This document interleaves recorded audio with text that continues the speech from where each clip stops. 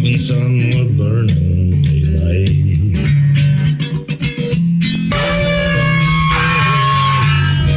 Howdy there, I'm Matt McKinley and we're burning daylight. In the saddle till the job's done right.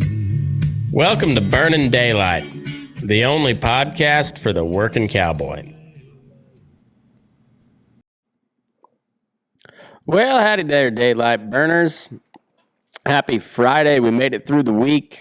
I'm your host, Matt McKinley, coming to you out of Yerington, Nevada. And this is the Friggin Farm and Ranch Report for Friday, May 15th, 2026. Been a hell of a week.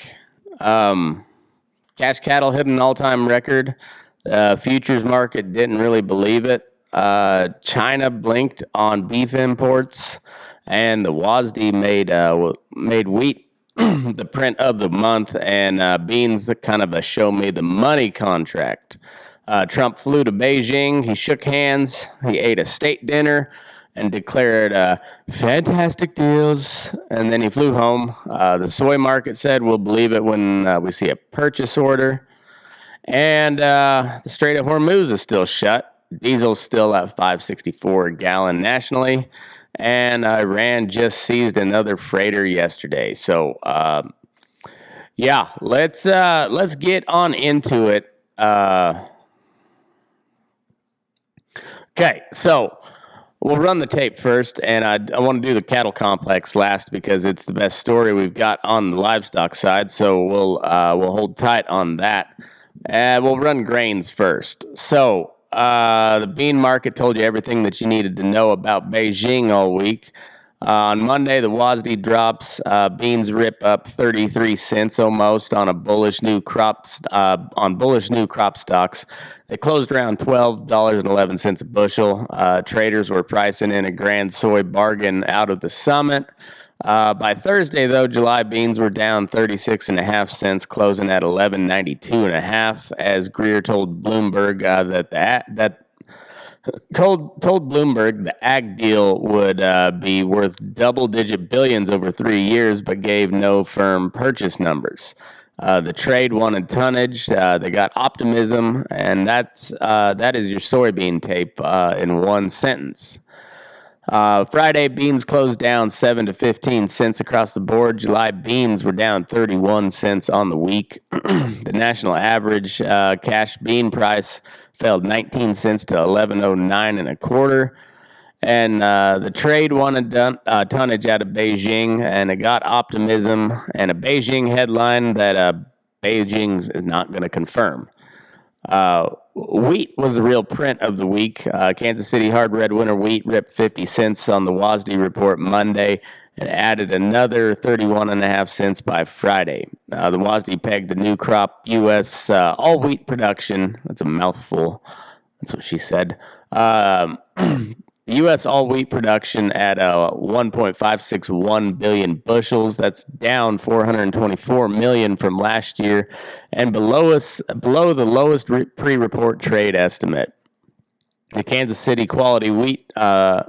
Wheat Quality Tour backed it up on Thursday. Friday, wheat gave back 22 to 24 cents in Kansas City hard red, and 11 to 22 and a quarter cents in the Chicago soft red wheat. But the structural story didn't change. If you grew winter wheat last fall, your bin got a lot more valuable this week. And if you buy wheat-based hay, book it now before July. Corn was quietly bullish on tight world stocks all week. World corn ending stocks for 2026-2027 came in at 277.5 million metric tons versus the analyst average of 286.7. December corn flirted with the $5 handle all week, and Friday corn closed down 7 to 11 3/4 cents, with July corn down 15.5 cents on the week, and December down 12.5. Lean hogs caught fire this week. They closed above 105 on Thursday. That was up big from last week's levels. The hog trade is not connected to the same headwinds that cattle are dealing with, so it is worth watching that. All right, let's get into the cattle side of things. And this is where everything kind of gets real interesting. Not kind of, it does. Cash cattle in the South, they printed 260 to 265 live this week, and the northern trade was 265 live and up to 408 to 415 dressed. This is record territory. All-time records. Cash has been the leader all week, and it held. The Fed Cattle Exchange confirmed the 260 number holds. On the futures side, live cattle posted $1.20 to 205 higher today. Excuse me. It's been a long week of baseball. A lot of yelling at them damn kids. No, it's been fun, but my voice is kind of shot.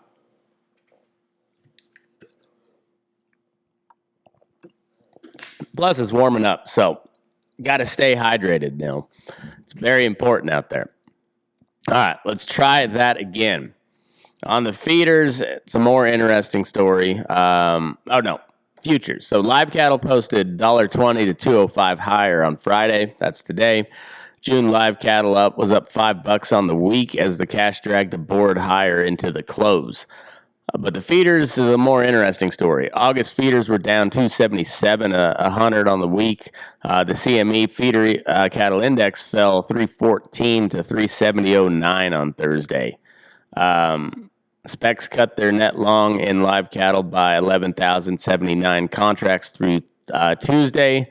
And the managed money that's been long cattle for months, they have been walking out. They were selling the bullish WASDE report, and the cash market held anyways. So what this means for everybody is the Packers are still having to pay up to keep their chains moving, and that 260 number held all week. So this is still a don't screw it up market and not a get rich market. All right, on the cattle and beef side of things from the Beijing summit. The biggest story of the week and maybe of the last 2 years for the export side of the ledger dropped Thursday out of Beijing. China renewed import licenses for more than 400 U.S. beef plants. Chinese customs showed the update on Friday. These are the same licenses that expired back in March of 2025. That's roughly 65% of previously registered U.S. facilities that lost their export status when Beijing let them lapse. U.S. beef exports to China cratered. They were down 48% in volume and 69% in value compared to 2024.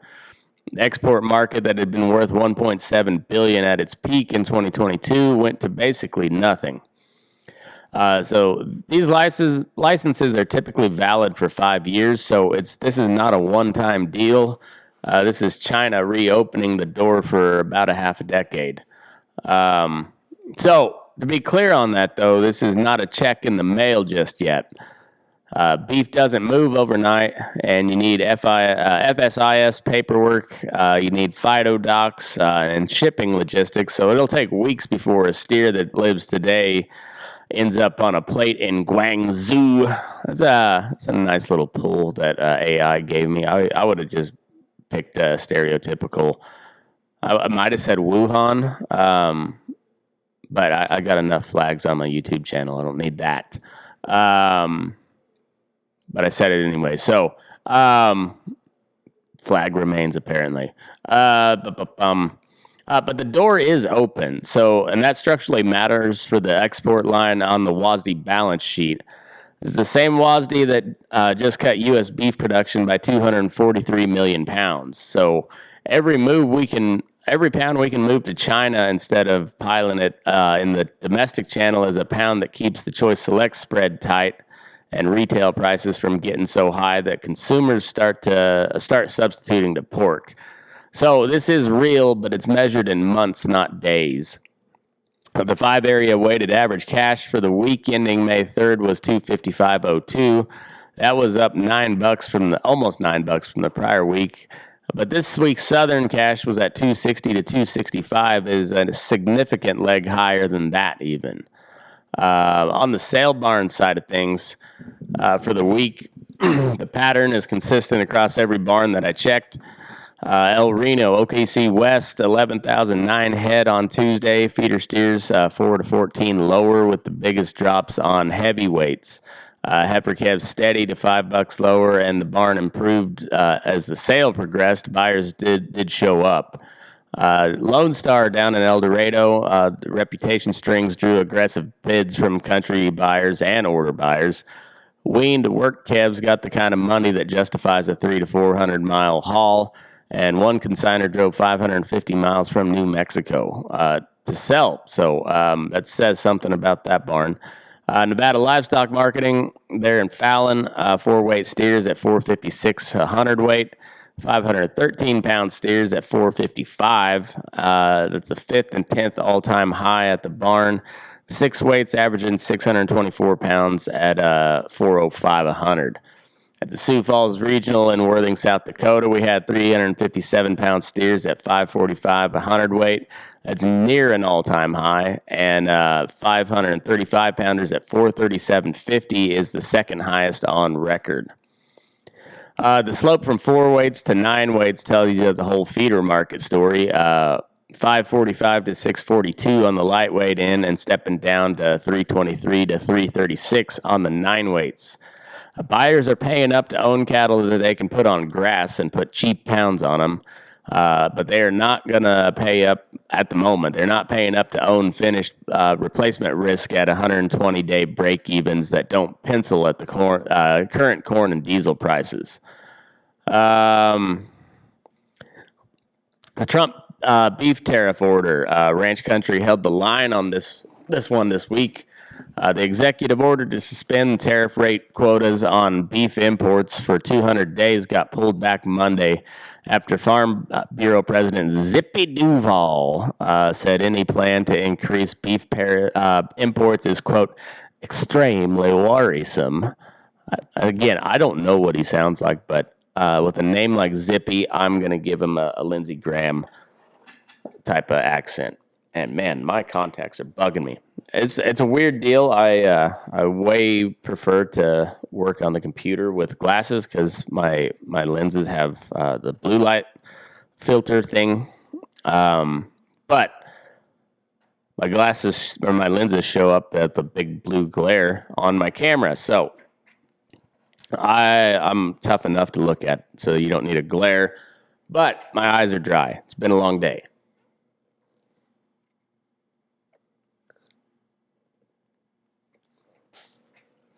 All right, so Zippy Duval said beef imports, the plan to increase beef imports is extremely worrisome and could undermine the fragile recovery ranchers are experiencing. It's giving them the vapors. Farm Action called it a give it away to JBS, which I agree. One of the 4 packers under the DOJ criminal antitrust investigation. The White House delayed. The order is still expected to come back in some form, especially with the China stuff opening up. I don't imagine Trump, being the business guy that he is, gonna let that just sit on the table there. Let's see.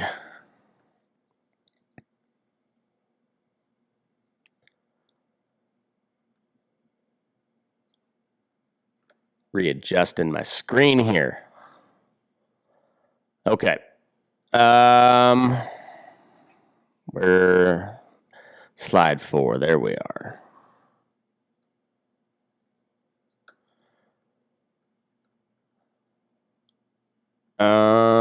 Okay.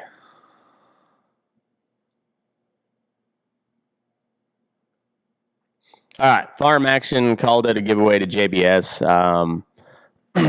Yeah, so expect them to run that back because Trump, being a businessman, and China getting ready to start importing beef again, that's a recipe for Donald Trump to try to get some money flowing, and he's all about that money, if we know anything. But here's the contradiction that should not be lost. The administration is running a criminal antitrust probe of JBS, Cargill, Tyson, and National Beef, the four packers that control anywhere from 81 to 85% of the fed cattle processing, depending on which side of that argument you fall on. Either way, it's you could call it a very significant portion of the of the cattle or the beef processing business, fed cattle processing, 81 to 85%. And the same White House is about to sign an executive order that would have let those same packers import cheap foreign beef instead of building up domestic fats. Ranch Country caught it, and Ranch Country pushed back, and then the order got pulled. This is producer politics working the way it's supposed to. Watch it though, and see if it comes back with a tweaked country list or maybe some tweaked quotas. But again, I would expect them to run this back. And also, I got to say, as much as I'm not a fan of imported beef, with the supplies that we have here domestically, they're probably gonna have, and if they're gonna keep importing or exporting to China, which I think they should. Then yeah, we're going to have more cattle, or at least more beef, and that's probably going to mean some more imports. But I would expect that the cash market on domestic cattle is probably going to be strong for research I was looking into said maybe at least third quarter. So let's go to the inputs now. Inputs are ugly. National highway diesels at 563.9 per gallon average for the EIA weekly. It's the third straight week at 564, so it's not a blip. This is kind of the new floor on the diesel market until the Hormuz situation gets figured out. We're sitting at 564 a gallon diesel for the foreseeable future at minimum. The Hormuz premium is locked in and it's not peeling back. So for context, as early as January, that same EIA weekly read was running from anywhere from 346 to 369. We've damn near doubled in 4 months. Farm diesel is up 46% since February.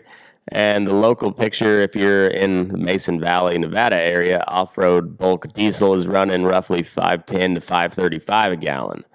So a round trip to Fallon for a sale barn day is about $128 in fuel before you load a single animal. And a load to Galt in Northern California is $450 in diesel before you hit a bridge toll. West Texas crude oil for the June month contract closed Friday up $4.25. That's a 4.2% settling. That's for 4.2%. In the upward trajectory, settling at 105.66 per barrel. That's a 1.5 week high. Brent crude's trading near 111. So the Hormuz premium is not theoretical. It's printing at the CME every single session, and it's also narrowed that like $10 spread between West Texas and the Brent index, which showing you is that is really hitting the domestic oil supply as well. But you guys already knew that by the price you're paying at the pump. Trump turned down Xi's offer to mediate with Tehran this week. And Trump turned down Xi's offer to mediate with Tehran this week, and crude markets heard that loud and clear. This week's input headline was the Fertilizer Institute testimony to the Senate Ag Committee. CEO Corey Rosenbusch sat in front of the Senate Ag Committee Thursday and put the numbers on it. So 34% of globally traded urea runs through the Strait of Hormuz, 20% of the global phosphate, and 20% of the natural gas that becomes ammonia. The feedstock for all nitrogen fertilizer. 1/3 of the world's urea supply runs through the strait, and urea is up 47% since February. And 70% of farmers surveyed by Farm Bureau say they cannot afford all the fertilizer they need for the 2026 growing season. Washington, D.C. is starting to officially connect the war reel to the inputs bill. And when the Senate Ag Committee finally schedules the Farm Bill hearing, watch for emergency fertilizer reserve or strategic phosphate stockpile language to show up as a rider in that. So if you haven't booked nitrogen for the next planting, book it now. The Hormuz premium is not peeling off. And the head of the Fertilizer Institute just told the Congress, told that to the Congress with a straight face. The corn urea ratio hit a 5-year high near 87 to 90 bushels per ton. Buying fertilizer at that ratio is a losing trade on the current crop prices, and corn is high. Some producers are running shorter rates and accepting the yield hit. And you got to figure out which camp you're in before July because urea is not coming down this season. All right, let's get into the war reel. Trump-Beijing summit, the Trump-Xi Beijing summit wrapped up on Friday. So earlier, probably early this morning, but this here we are, almost Saturday. So a visit to Zhong Nanhai, that's Xi's personal resident, which is a pretty significant symbolic gesture. And what came out of it, the verdict is big promises and thin results. Trump declared fantastic deals for both. Xi called it historic and a landmark. Neither offered specifics that moved the markets, though. What we did confirm was Boeing aircraft. Trump said that China agreed to purchase 200 Boeing jets, and that's their first acquisition of U.S.-made commercial planes in nearly a decade. Beijing did not officially confirm the number, so we didn't really confirm that, but that's what we're reporting. Up in the air. We'll see what China does. On the ag side, though, U.S. trade relations or trade representative, USTR, Jamison Greer told Bloomberg that the deal would cover double-digit billions in annual U.S. farm purchases over 3 years across multiple commodities. Treasury Secretary Scott Bessent said soybeans are all taken care of.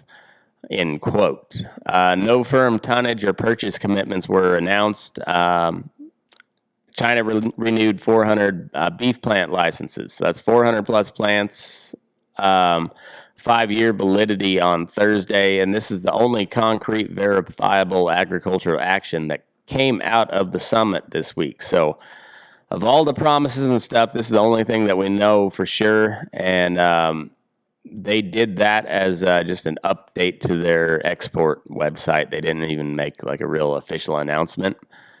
The Strait of Hormuz, the White House readout said both leaders agreed that the strait should be open and that no country should impose tolls. China's readout said the only thing that the two leaders discussed, quote, the Middle East situation. Trump told reporters he didn't ask Xi for help pressuring Tehran. Quote, I don't need favors. Meanwhile, a ship near the UAE was seized and towed toward Iran yesterday, and another cargo ship near Oman sank after being attacked. I did not confirm who attacked the ship near Oman, but I would assume it was Iran. What did not get done? There was no tariff framework or a structural trade deal laid out. There was no microchip or NVIDIA agreement, though NVIDIA did hit an all-time high Thursday after the U.S. authorized 10 Chinese firms to purchase H200 semiconductors, which is a separate deal. Taiwan remains a flashpoint. Xi warned Trump that mishandling Taiwan could lead to clashes and even conflicts. Trump said he, quote, made, quote, no commitment either way and on arms sales, but confirmed that he discussed it with Xi. That's the first public confirmation of that conversation. Xi declined to use his influence to pressure Tehran on Hormuz, and no progress on the fentanyl precursor chemicals or Jimmy Lie's release. I'm not familiar with Jimmy Lie, but that was in the readouts that I read. So here's how I read it. Trump went to Beijing needing to win on trade and on energy prices and consumer inflation and on Iran. He got a handshake and a dinner, got a Boeing headline that Beijing is not confirming as of yet. The ag pledge is vague enough that the soy market sold it in real time. Beans are down 22 cents from Monday's peak. The beef license renewal is the most concrete thing that came out of the whole 2 days, and that happened without a formal announcement, just a Chinese customs website update.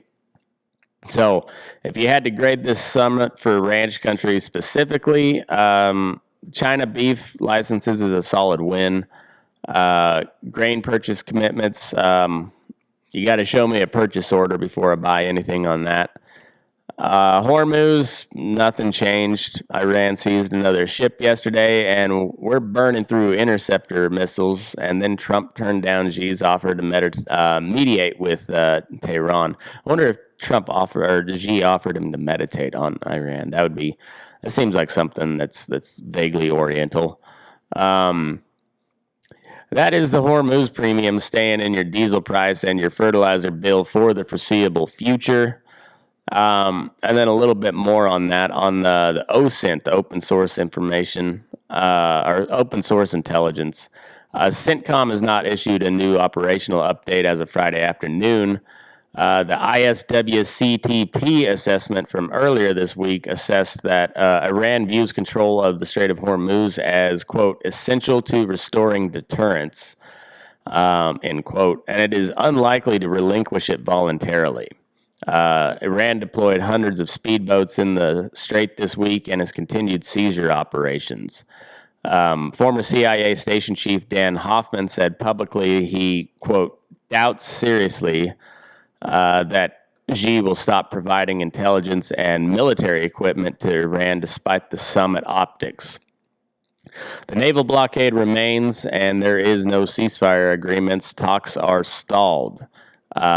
I didn't check before I hopped on here to record whether or not CENTCOM released anything new. I wouldn't be surprised if they did. That's a pretty old trick in the business, is to drop all your news that you don't really want people to pay that much attention to on Friday, so that way the news cycle doesn't really pick it up till Monday. But being in this new media world that we live in, myself included, being here on the Friggin Farm and Ranch Report, news cycle is just nonstop. So, but it still kind of works because it gets flooded out a little bit in the weekend, and because the news cycle moves so damn fast, particularly with the advent of social media. Unless it's just a massive story, it often gets lost into the ether because the news cycle's already moved on. Okay, so the Hormuz connection for the ranch country is direct and quantified now.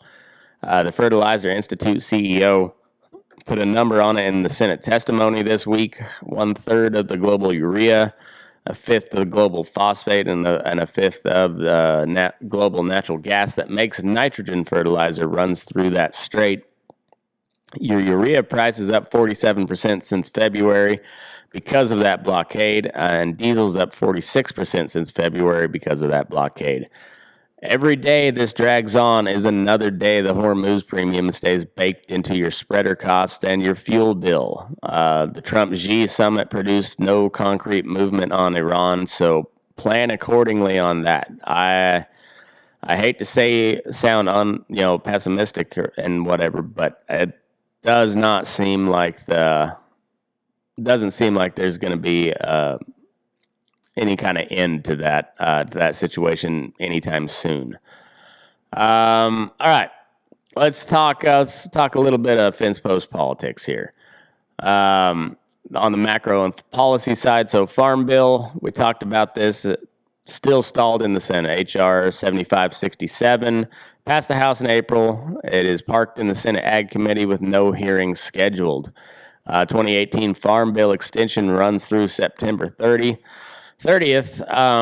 So it's not an immediate crisis, but if the Senate slow walks this past September, we're in extension territory again. So watch for whether the Senate writes its own version rather than taking up the House text. The APHIS brucellosis surveillance zone expansion. The document is Federal Registered 2026-05821. It's now live, and APHIS is proposing to expand the brucellosis surveillance zone in Montana, Wyoming, and Idaho to include additional counties adjacent to the greater Yellowstone area. More testing required on cattle and bison movement out of those counties. The comment period clock is running on that, so if you run cattle in or near the greater Yellowstone boundary, call your state vet's office before you book a truck. On the New World screwworm, the U.S.-Mexico border remains closed to feeder cattle imports. 2 years running without Mexican steers on U.S. soil. USDA Secretary Rollins signaled a potential phased reopening at one port location roughly 800 miles from the nearest confirmed case, but no announcement has come yet. The screwworm continues to edge northward. North Dakota pasture land. NDSU extension dropped the 2026 pasture land survey this week, and the story I covered yesterday, statewide acreage hit 1556 per acre. That's the first time every NDSU region has been over $1,000 per acre.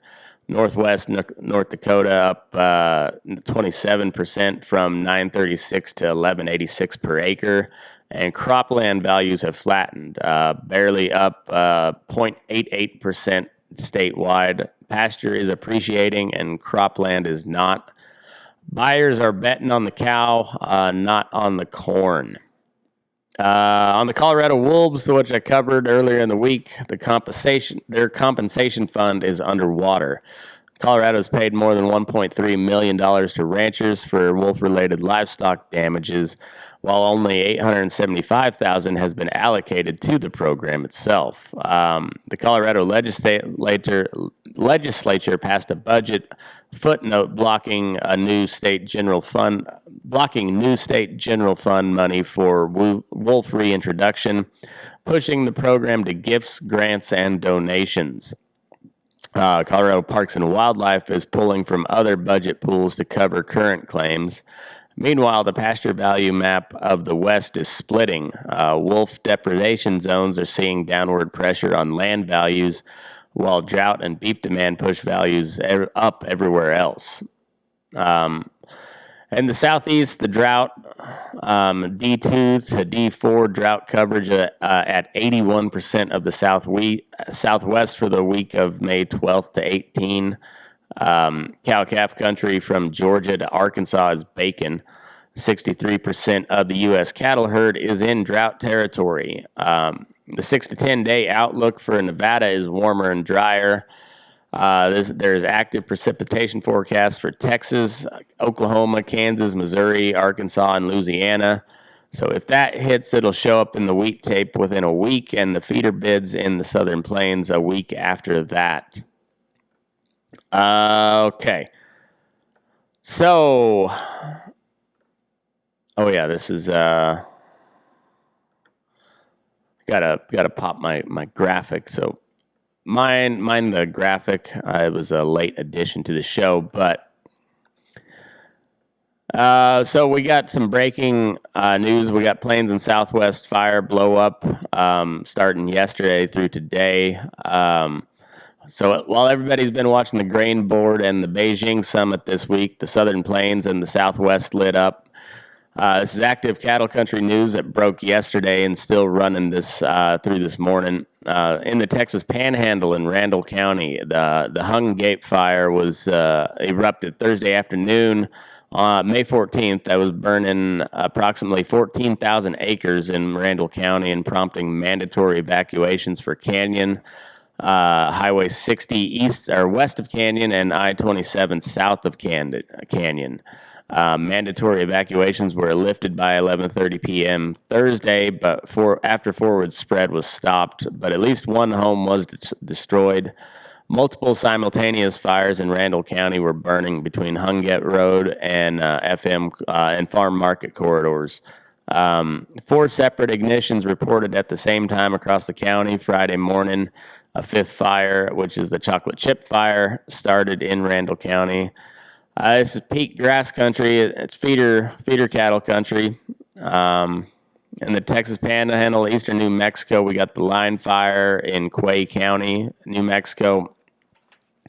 Line fire started east of Logan and burned over 10,000 acres so far across the state line into Oldham and Hartley counties, Texas. It prompted evacuation orders for the town of Nara Vista, New Mexico. NIFC classified it as exhibiting, I don't know what that was. Let me find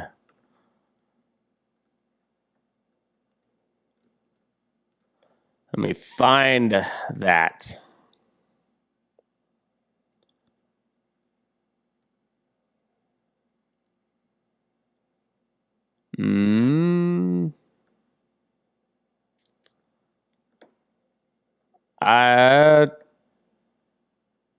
What the hell? I know I had read that earlier.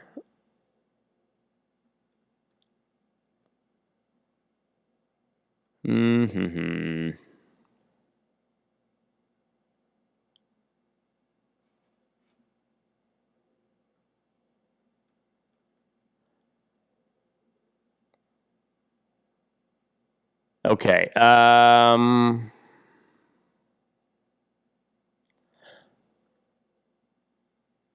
right. So Hunggate Fire is 14,000 acres. Line fire from Quay County, New Mexico into the Texas Panhandle. Cimarron County, Oklahoma is getting hit again.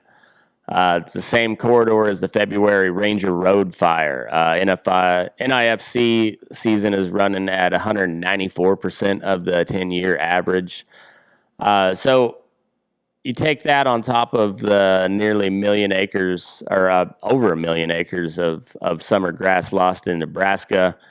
The Great Basin summer outlook is above normal for fire potential, so plan now and not when shit catches on fire. And also there was a cases of pseudo rabies confirmed in Iowa and Texas commercial swine operations. It's the first time since eradication of the disease in 2024 or 2004. The fertilizer, no, that's not nothing. We already covered that. All right. Let's start winding this thing up. On this day in history, where's my? There we go. On this day in history, this is for May 16th. Congress authorized the nickel 5-cent coin to replace the silver half dime.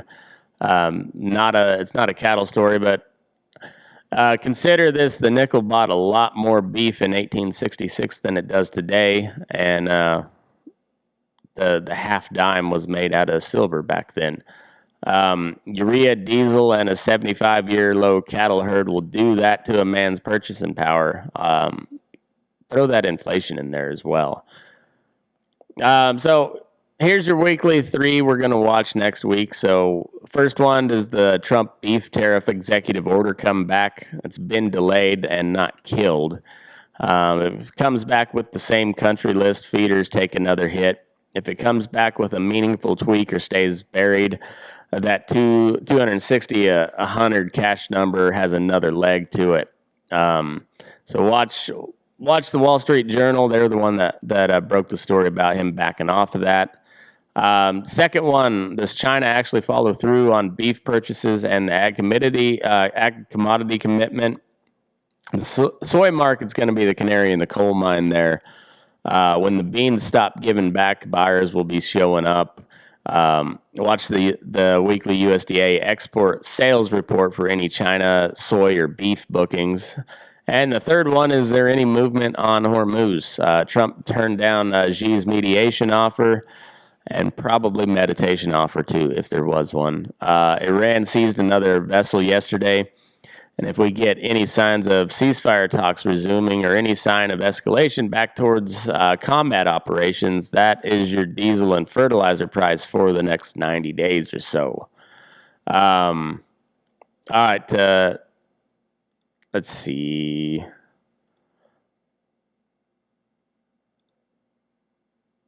All right, we covered that. All right. So, some questions you might be asking yourself, or you should be asking, is like, should I book corn now or wait? Book what you need to cover known ration commitments. Don't speculate. The corn urea ratio is flashing red, and December corn is flirting with $5. So if you can price a portion of your input cost in, do it. Is the 260 cash cattle number real, or is the futures market right? The cash is very real today. Packers are paying it because they have to keep chains moving, and there's nothing else to buy. The futures market is saying it won't last at that level into August, and the truth is probably somewhere between sitting between 252 and 260 into the third quarter. Don't sell into panic, but don't get caught carrying unbid cattle past August thinking that 265 is coming. And then what does the China beef license renewal actually mean for your check? It doesn't mean anything immediately, but this is the first time in over a year that the U.S. has legal access to China's market for facilities that lost their registration. Give it 60 to 90 days for the trade flow to restart. The structural effect is to keep a portion of domestic supply moving to export instead of building up in the U.S. channel. So that supports China cutout, which supports the packer willingness to pay cash cattle, which supports your check. It's a floor support story and not a windfall story by any means. So that's your weekly wrap. Cash cattle led all week. Futures are skeptical, but they're starting to follow along. China opened the beef door, and Beijing gave us some optimism. The Beijing summit, not Beijing itself. The Beijing summit gave us some optimism and not much else on the grains. The Hormuz Strait is still shut, and your diesel bill knows it. Wheat is the print of the month, and North Dakota Pasture just told you where your smart money thinks the long-term beef story goes. Get your diesel bought, lock in your nitrogen, and if you got 4-weight calves to sell, you are sitting on gold. That's all I got for this week. Have a good weekend. Watch some baseball, watch some hockey. Don't get caught up in all the nonsense, and move your ass. We're burning daylight.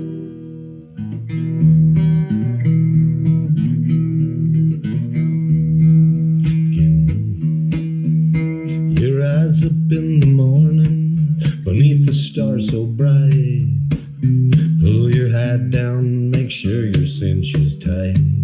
Horse is kinda snuffy, cold chill up your spine. We'll get your ass moving, son, we're burning daylight. Burning daylight. Burning daylight. In the saddle till the job's done right. Burning daylight. Well, life is just a gather, and you won't catch 'em all. But when you ride through the gate, make sure you sit up tall. I can see the horizon, it's looking pretty bright. Well, get your ass moving, son, we're burning daylight.